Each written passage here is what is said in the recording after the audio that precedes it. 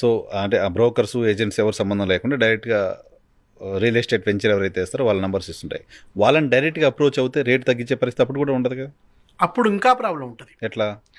నీకు అమ్మిచ్చే పర్సన్ ఎవరైతే ఉన్నారో, ఇప్పుడు ఈరోజు మహేష్ బాబు చెప్పినా, జూనియర్ ఎన్టీఆర్ చెప్పినా, పవన్ కళ్యాణ్ చెప్పినా, లేదా రామ్ చరణ్ చెప్పినా, చిరంజీవి చెప్పినా, ఎవ్వరు చెప్పినా కూడా ప్లాట్ తీసుకుంటే బాగుపడతారు, ప్లాట్ తీసుకుంటే డెవలప్ అవుతారు, ప్లాట్ తీసుకుంటే బాగుంటుంది అని చెప్పినా కస్టమర్ అనే పర్సన్ ఎందుకని చెప్పేసి ఆయా కంపెనీలకు డైరెక్ట్గా వెళ్ళడు. ఆయన కూడా తెలుసు రేపు జరగరాంది జరిగితే వీళ్ళు ఎవ్వరు వచ్చి నాకు తోడుగా నిలబడరు.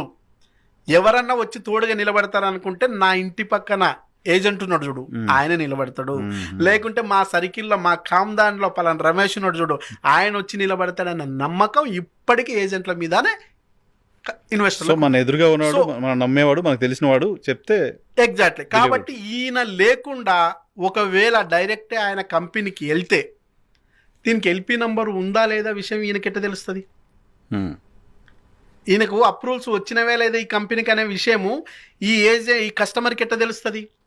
కాబట్టి ఏజెంట్ పాత్ర అనేది నీకు ఇష్టం ఉన్నా ఇష్టం లేకపోయినా అత్యంత అద్భుతమైన పాత్ర. అసలు రియల్ ఎస్టేట్ అంటే రియల్ అంటేనే ఒక నిజం, ఒక నిజమైన స్థిరమైన ఆస్తిని ఎలాంటి లిటిగేషన్ లేకుండా అమ్మే పర్సన్ నుంచి కొనే పర్సన్కి బదలాయించే ప్రక్రియలో అత్యంత అద్భుతమైన పాత్ర ఏజెంట్ పాత్ర.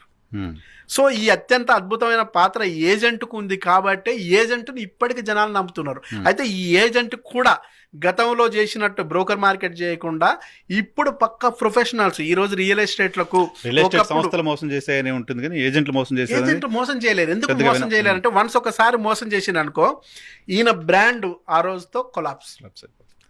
ఈయన బ్రాండ్ లైవ్గా ఉండాలంటే ఈయనకు ఒక క్యారెక్టర్ ఉండాలా, ఆ క్యారెక్టర్ మోసం చెయ్యడు అనే ఒక క్యారెక్టర్ ఉండాలా, సబ్జెక్టు బాగా తెలుసు అనేది ఒక ఉండాలా, ఈయన ఏం చేసినా మన మేలు కోసం చేస్తాడనేది తెలిసి ఉండాలా. ఇవన్నీ ఇప్పటికీ ఏజెంట్లలో జనాలు చూసుకుంటున్నారు కాబట్టి ఈయన తీసుకొని పోతారు. ఒకవేళ ఈయన లేకుండా పోతే చాలా కంపెనీలు ఇంకా మోసం చేయడానికి స్కోప్ ఎక్కువ. ఓకే.